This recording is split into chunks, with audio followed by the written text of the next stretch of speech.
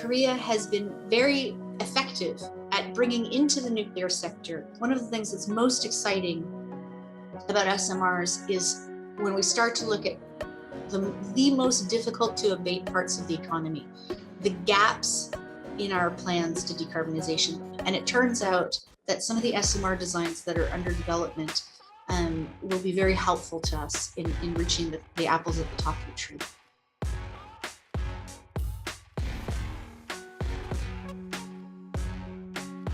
Hi everyone, this is Taejun David Lee, the professor of the KDI, Korea Development Institute, School of Public Policy and Management, hosting the interview with an overseas and expert organized by KEA.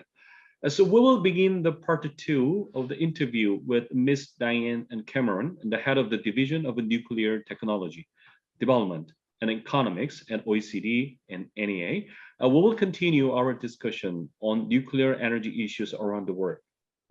First question, the South Korea is now reviving the country's nuclear energy ecosystems and hoping to become #1 in the country with advanced nuclear power technologies, talents and skills and expertise and even experiences.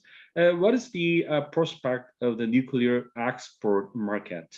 In what area does South Korea have its competitiveness? And what areas should Korea work on to improve? So I think the prospects for nuclear exports are significant. I think we're going to see demand for nuclear power to, at a minimum, double, if not triple, by 2050. And that will be through a combination of long-term operations, but also large-scale new build, and probably on the order of $300 billion worth of SMR new builds. Construction projects in a range of different types of countries like we talked about. In existing nuclear power countries, but also embarking nuclear power countries. I think we're seeing interest from Southeast Asian countries, we're seeing interest from African countries, and interest in South America as well. So Korea has been an important part of the export market. And one of the areas where Korea has an excellent track record and reputation is around the engineering, procurement, and construction strategies for nuclear new build projects, especially large nuclear construction projects. The application of digital innovations, the use of technologies like big data, artificial intelligence, the Internet of Things. These digital innovations have been, they're innovations from outside the nuclear sector that Korea has been very effective at bringing into the nuclear sector to increase both safety and economic efficiency and performance of the nuclear sector. Talent pipeline. So important for young people to see a future for themselves, a future career in this field, or they won't choose to study. I think that we're seeing a lot of young people around the world getting excited about SMRs and excited about being part of the climate change solution.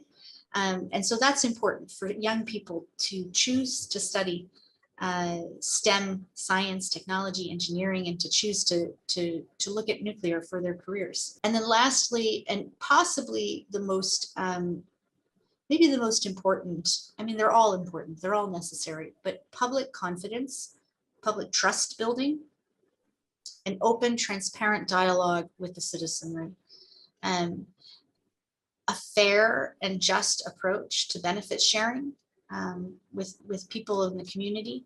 I think as Korea turns back towards nuclear, looking at that list of enabling conditions beyond just the engineering and technical know-how is going to be critical for success.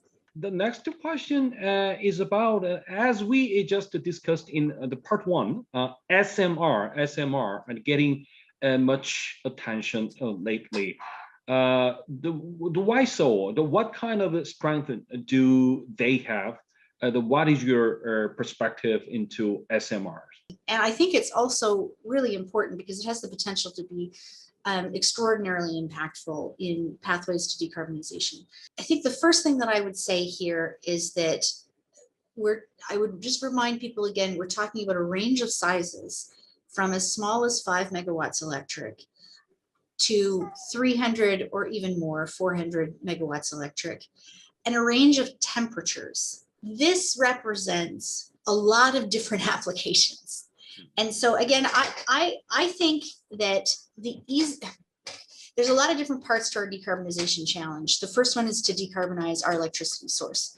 The next challenge is to electrify as many parts of the economy as we can. So we decarbonize the electricity, we electrify the economy. There will still be gaps. There will still be parts of the economy that are extraordinarily difficult to electrify and to decarbonize.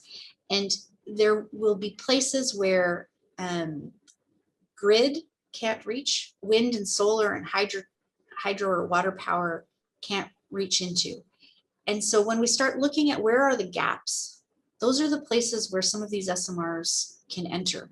So for example, off-grid mining, resource extraction off-grid. Mining all over the world depends on diesel today. What is the alternative to diesel? Sometimes electrification is not possible because of the remote location. To build a transmission line is prohibitively costly.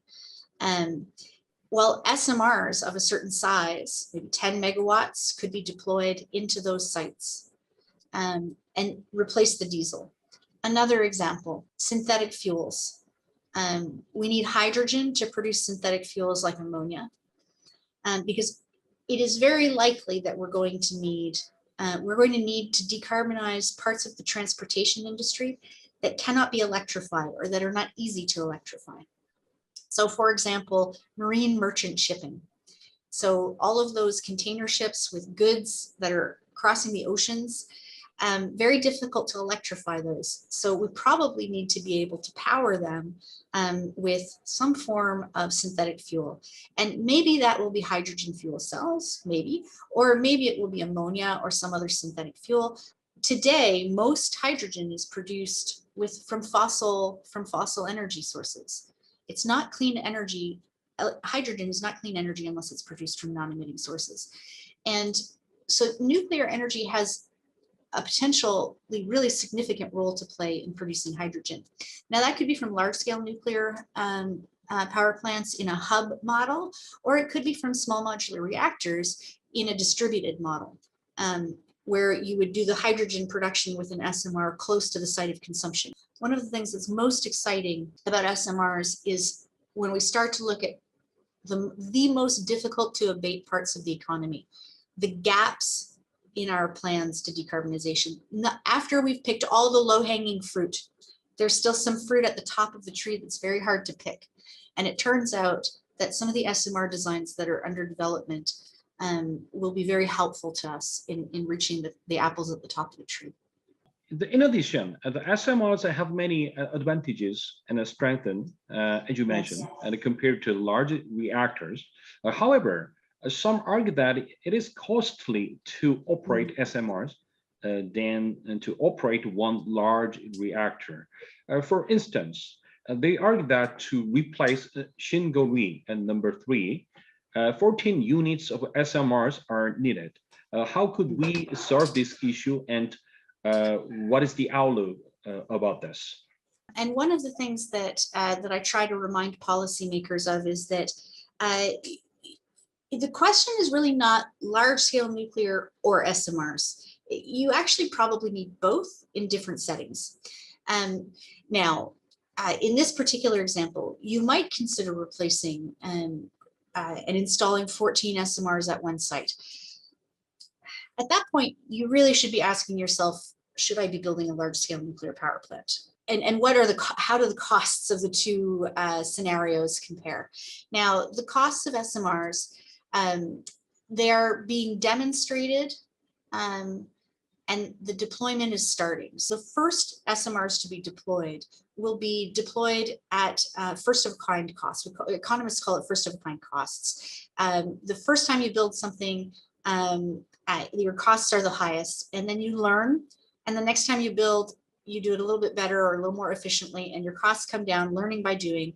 The theory is that with large-scale nuclear, you have economies of scale. And with SMRs, you're going to try to get economies of multiples. It is possible that we will reach a point in the future where we can factory produce 14 SMRs, and the costs will be less than one large nuclear power plant.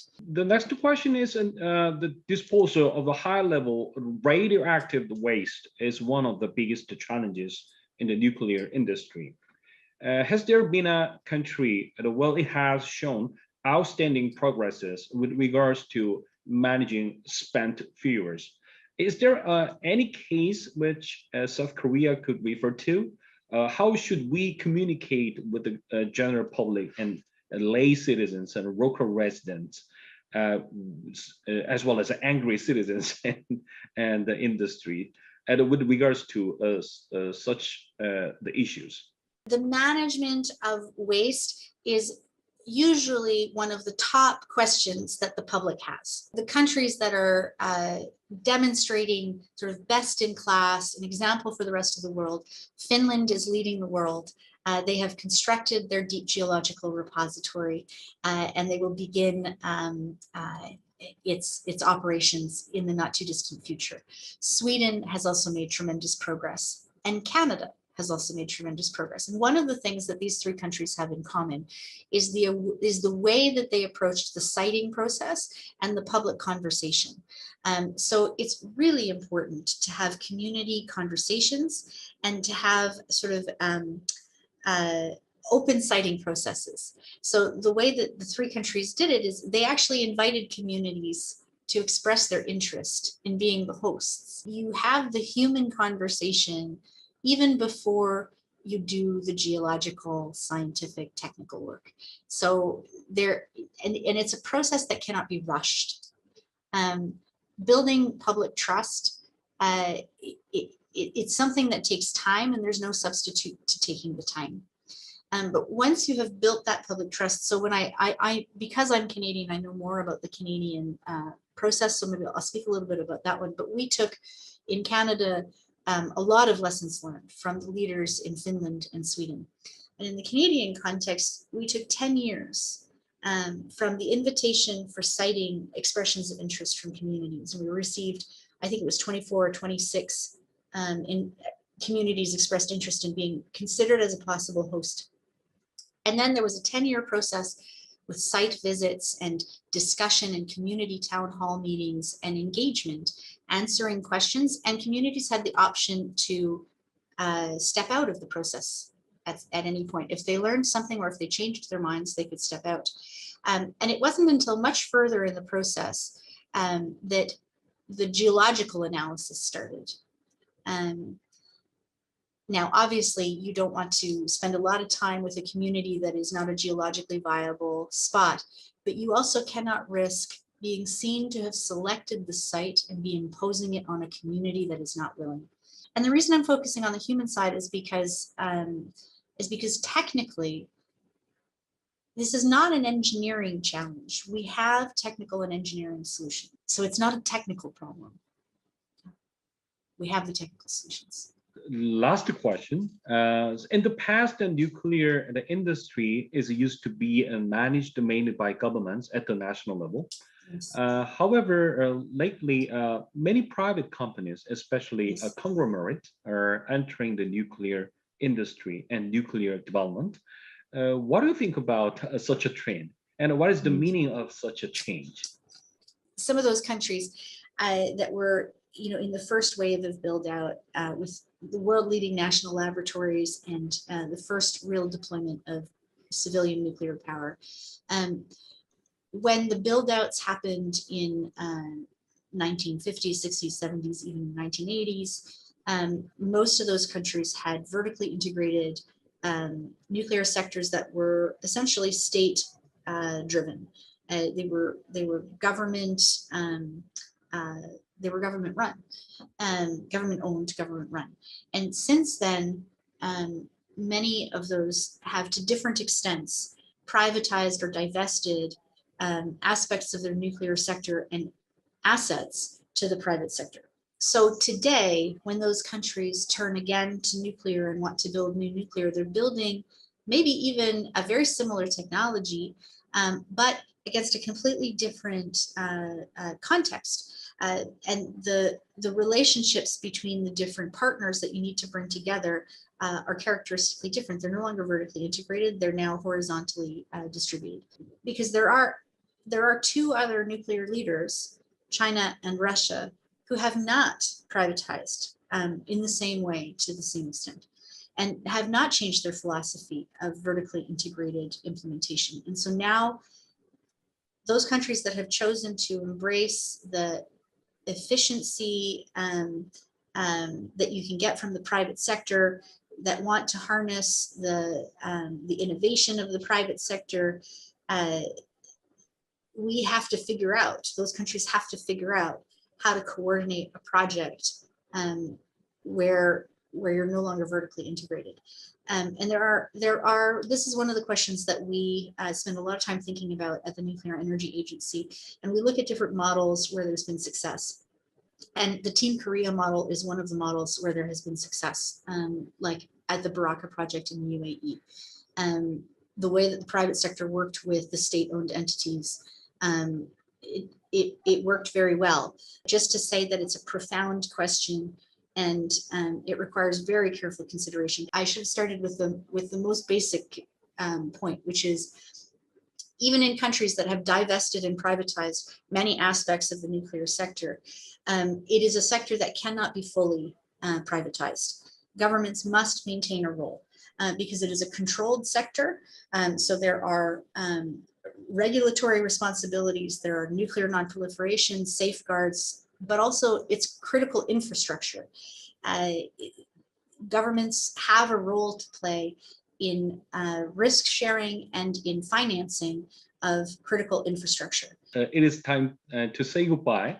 Before we say goodbye, so let me give you a moment to making a remark for us. For just a huge thank you for the invitation to have this conversation today. And we're, at the Nuclear Energy Agency, we're following Korea's policy development and progress on nuclear projects with great interest.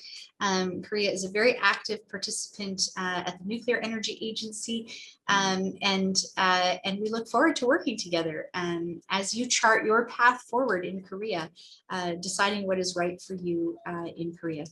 Thank you again for your wonderful knowledge sharing, and I wish you the best of luck. And thank you for everyone for watching the interview.